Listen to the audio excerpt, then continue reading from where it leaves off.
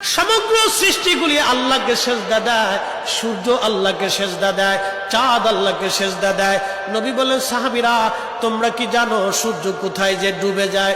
সাহাবীরা বলেন, আল্লাহু রাসূলু আলাম, আল্লাহ জানে এবং নবী ভালো জানে। আল্লাহ নবী বললেন, সাহাবীরা রে, সূর্য যেতে যেতে আরশে মুআল্লার নিচে যায় আল্লাহকে সেজদা দিয়া সুবহানা রাব্বিল আলা বলে সূর্য পড়তে থাকে, আর সুবহান রাব্বিল আলা বলে সূর্য তাসবিহ পড়তে থাকে, আর বলে, হে রব, আপনি যদি অনুমতি দেন পৃথিবীবাসীর জন্য আবার আলো নিয়ে ফিরে যাব, আর অনুমতি যদি না দেন আমি আপনার কুদরতি কদমে সেজদায় পড়ে পড়ে কাঁদতে থাকব। আল্লাহ নবী বললেন, সূর্য থেকে আমার রব অনুমতি দেওয়ার কারণে সকালবেলা তোমরা সূর্যের আলো পাও। কিয়ামতের পূর্ব সময় অনুমতি দেবে না, দেবে না, দেবে না, দেবে না।